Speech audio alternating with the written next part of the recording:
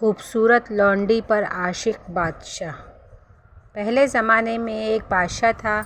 وہ شکار کے ارادے سے نکلا تھا کہ اس دوران اس کی نظر ایک خوبصورت لونڈی پر پڑی اور بادشاہ پہلی نظر میں اس پر عاشق ہو گیا۔ لہٰذا اس نے اس لونڈی کو خرید لیا اور خدا کی قدرت کے وہ لونڈی بیمار ہو گئی۔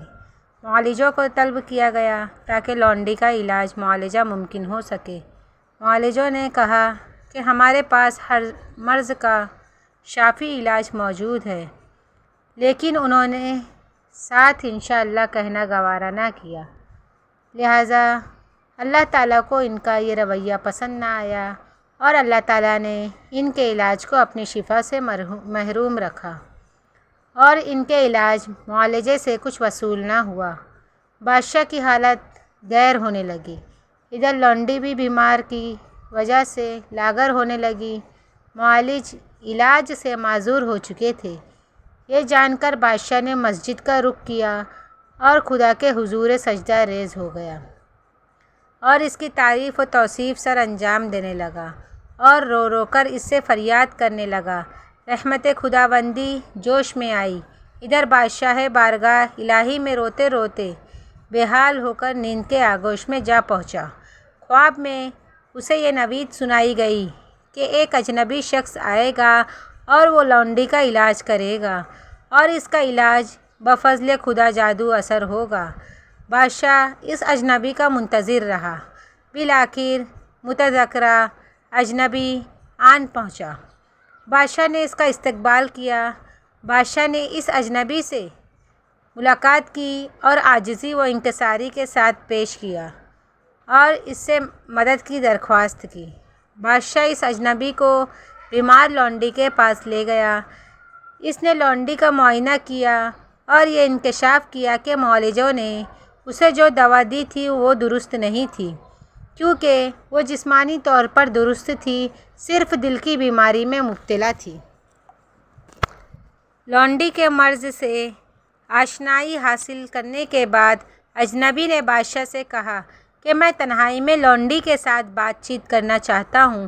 اجنبی نے اس سے دریافت کیا وہ کس شہر سے تعلق رکھتی تھی، اس کے رشتہ داروں کے بارے میں دریافت کیا اور اس سے مختلف سوالات کرتا رہا۔ در حقیقت وہ یہ جاننا چاہتا تھا کہ لونڈی کس کے سامنے اپنا دل ہار چکی تھی۔ لونڈی کے ساتھ اجنبی کی بات چیت کے دوران اچانک کسی موڑ پر شہر سمرقند کا ذکر آیا۔ اس شہر کا نام سن کر لونڈی نے ایک ٹھنڈی سانس لی اور اس کی آنکھوں سے اشک بہنے لگے۔ اس نے اپنی داستان سناتے ہوئے کہا کہ اس شہر میں ایک تاجر نے مجھے ایک امیر کبیر سونار کے ہاتھ فروخت کیا، جس نے مجھے 6 ماہ اپنے پاس رکھنے کے بعد دوبارہ فروخت کر دیا۔ اس تذکرے پر لونڈی کے چہرے پر زردی چھا گئی۔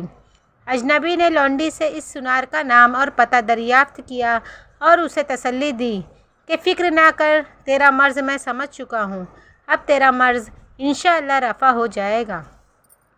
اجنبی نے لونڈی کے مرض کے بارے میں چند ایک حقائق بادشاہ کو بتا دیے اور بادشاہ سے کہا کہ کسی ایلچی کو سمرقند روانہ کیا جائے جو سونار کو انعام و اکرام کا لالچ دے کر دوبارہ لائے تاکہ اس کو دیکھ کر لونڈی کی جان میں جان آ جائے۔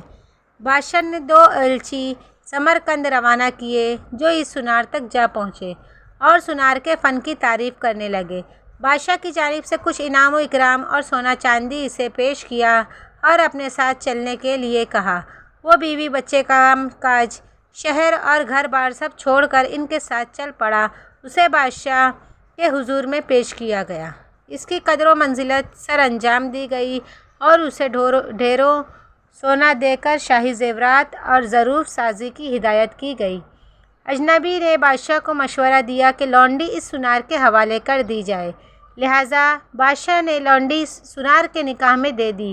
اس دوران اجنبی نے سونار کے لیے ایک ایسا شربت تیار کیا جس کے 6 ماہ کے استعمال کے بعد اس کا جسم نہ صرف کمزور بلکہ بدصورت بھی ہو گیا اور رنگت زرد پڑ گئی۔